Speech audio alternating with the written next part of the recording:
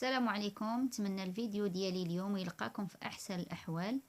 اليوم بغيت نشارك معكم واحد كيفاش نعتني ماكينه، كيفاش نخيطوا بها اول مره بالنسبه للبنات المبتدئات اللي كيبغيو يتعلموا الخياطه. بغيت نشارك معكم مرحلتي الاولى في الخياطه. نبداو على بركه الله. بسم الله. هذه هي الماكينه كيف ما كتشوفوا. هذا غادي نركبوا فيها الخيط. المراحل ديال الخيط ضروريه تتبعوا هاد المراحل. الا ما كانتش المراحل كيف ما هي كونوا على يقين الخياطه ما غتخيط لكمش مزيان. هاد جوج تقيبات الفوقانيين ضروري يدوز فيهم الخيط، هما الاولين.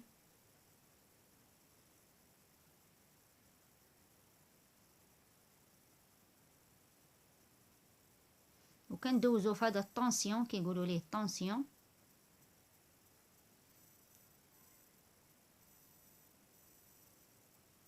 عفوا، هذا راه هو الطونسيون. ضروري راه كتكون تما واحد الحديده، هذيك الحديده هي اللي كتحكم لك في الغرزه. هذيك الحديده ضروري كيدوز فيها الخيط. انا راه دابا شويه غادي نقرب لكم ليها الكاميرا باش تبان لكم مزيان. وكندوزو في هذيك الحديده الاخرى، عاد كنديروه في البرا هذه كتكون من برا. وراني فايت ليا درت لكم واحد عندي واحد الفيديو الا نزلته شويه لتحت، راه عندي كيفاش كنشرح فيه حتى هو التركيب ديال الخيط. وبزاف ديال البنات قالوا لي عافاك عاودي لينا كيفاش يتركب الخيط. هذه هي الطريقه. والخيط منين تتبقاي تجبديه ضروري يكون مرخوف. هذاك الطونسيون ما يكونش مزير. هاد الطونسيون اللي كيخرج منه الخيط، هذاك اللي كتبداي تدوريه بيديك، هذاك ما خصوش يكون مزير، خص الخيط يكون مرخوف.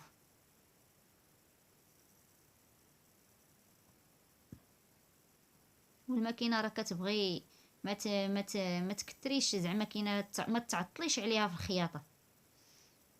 وانا راه اول ما بديت الورقه هي اللي كانوا كيعطيونا. فاش انا درت السونتر، درت التكوين.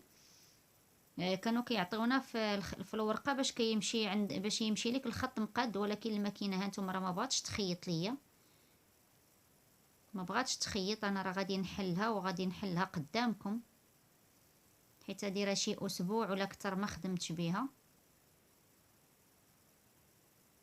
غادي نحيد الكانيط ونشوف.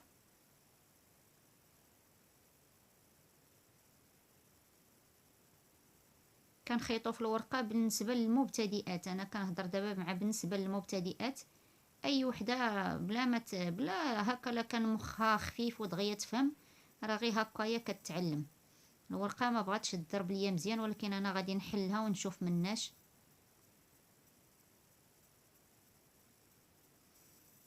نعاود معكم المراحل ديال الخيط.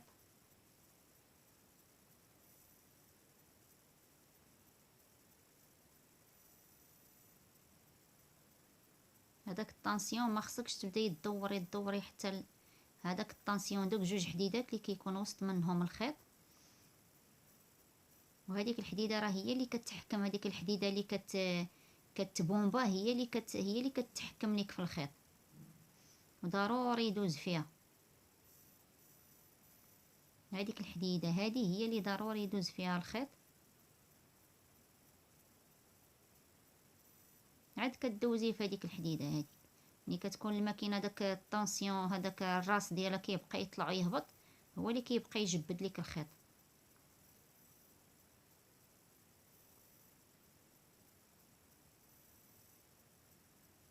صافي. وطبيعه الحال بالنسبه لهاد لي بيكوز هادو راه الخيط كيتخشى من هنا من على برا. وهنا راه عندي مشكل في هاد الصباط. شتو منين كنطلعو ما تلاش بغا يبقى يطلع، ملي كنطلعو ما بغاش يطلع مازال. انا راه غادي نحلها قدامكم. وانا بالنسبه لي كتكون شي حاجه بحال هكا خفيفه كنصيبها لراسي. عادي الا كتكون شي حاجه ثقيله راه هي اللي كنديها للمعلم، ولا المعلم كنعيط عليه كيجي عندي للمحل ويصيبها ليا تما. كنحلو هاد الفيسات. والفيس اللي حيدتيه عقلي عليه.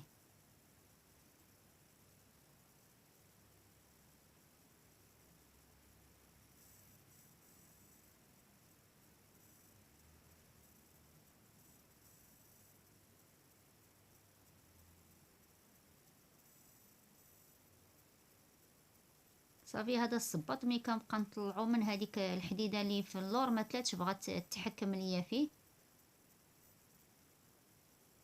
هذيك ما تلاتش بغات تحكم ليا حيت هذيك هي اللي كتطلع الصباط، ما تلاتش بغات تطلعو. هذيك راه انا غادي نحلها، غنحل داك الفيس وغادي نعقل عليه ونعقل على بلاصتو باش نردو.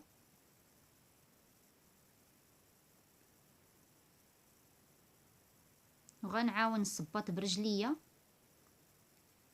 ونشوف مالو، نبقى هكا نبدا نطلع برجليا وندور، نبدا نورك عليه غير برجليا. الصباط راه نتوما عارفين الصباط راه كيتصيب بالركبه،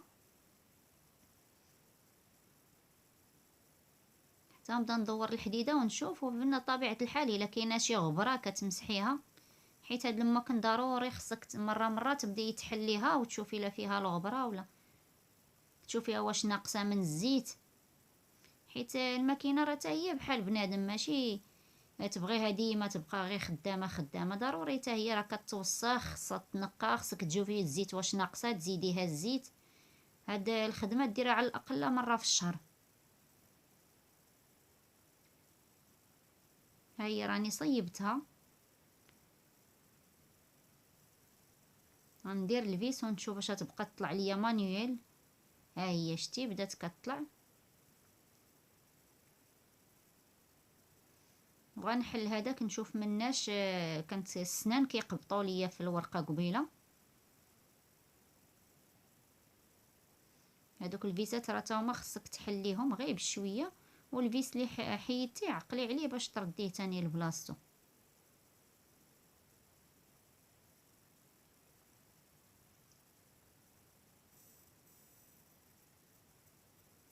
هانتوما راه كتكون عامره بالخمله في ديك الجهه، الجهه ديال السنان، دوك السنان اللي كيجروا الثوب وكيجروا هذا راه شوف شحال ديال الخمله فيهم. شوف داكشي باش قلت لكم على الاقل مره في الشهر خصها تحلوها وتنقى، وتكون عندكم واحد الشيته. انا عندي الشيته راه ما عرفتش فينا هي الشيته باش كنمسح ليها الغبره. الشيته عندي في الماكينه ديال السورجي، كنحيدو هاد الدفه هادي حتى هي باش تشوفي تحكمي فيها مزيان. ولا بانت لك شي غبره ولا شي حاجه وكتحيدها وغير بشويه. نتوما راه كنخيط بها باش نشوف ياك ماشي فيس مرخوف ولا ياك ماشي حاجه. صافي غنرد ليها هذيك بلاصتها ونرد ليها الفيسات ديالها، والفيسات نزيرهم مزيان باش ملي تكوني كتخيطي ما ترخفش ليك تمشي تضرب لك فيها البرا ولا شي حاجه.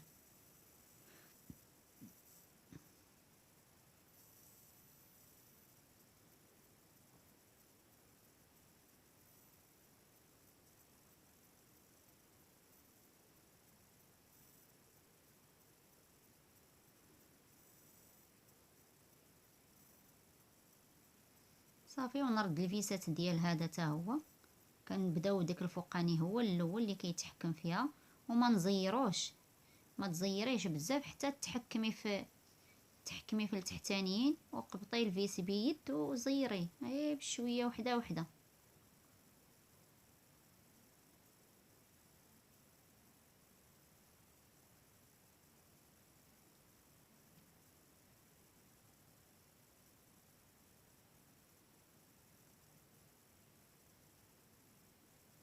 انا راك نزيرت هذاك في الاول، داكشي باش قلت لكم ما تزيريش حتى ترصي الفيسات كاملين عاد زيريهم.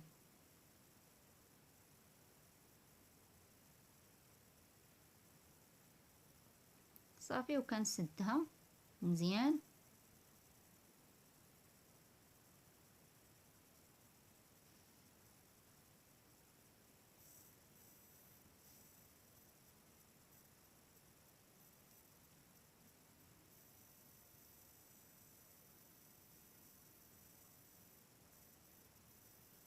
صافي الا بانت لك شي خمله ولا دا كتعاودي تحيدها، هي دابا خدامه مزيان.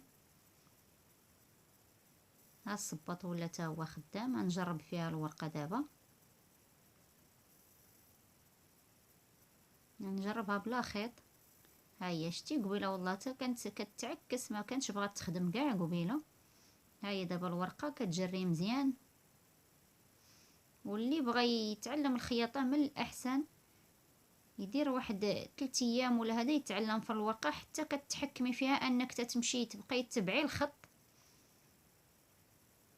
تبقاي تبعي الخط حتى كتحكمي في راسك وكتحكمي في الماكينه في رجليك.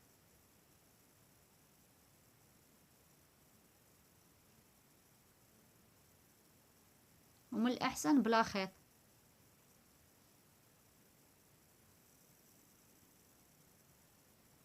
انا عاد دابا ركبت الخيط. كتبعي هذوك الخطوطه ديال الورقه، ها هي كتخيط مزيان.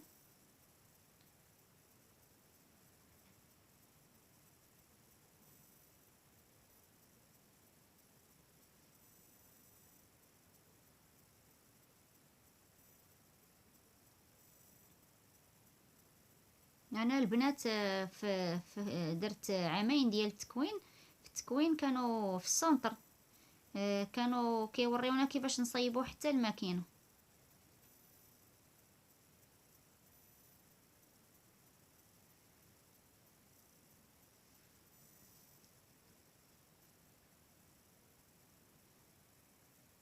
ونتمنى نكون فتكم.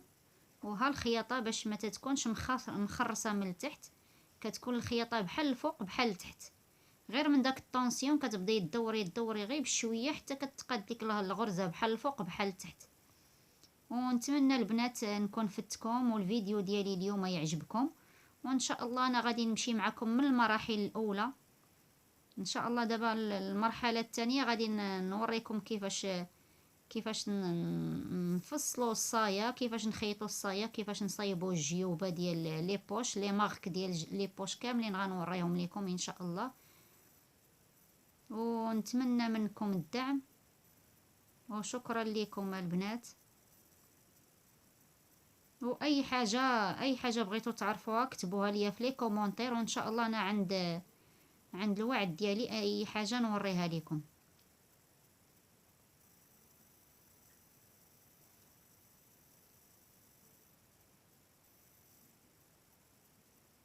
والبنات نوصيكم الخاطر، هانتي شتي الخيط ضروري خصو يكون بحال هذا الشكل. هذيك الحديده راه هي اللي كتحكم لكم في الخيط، الا ما داش في ديك الحديده راه ما تخرجش لكم الخياطه مزيان، والغرزه ما تخرجش لكم مزيان.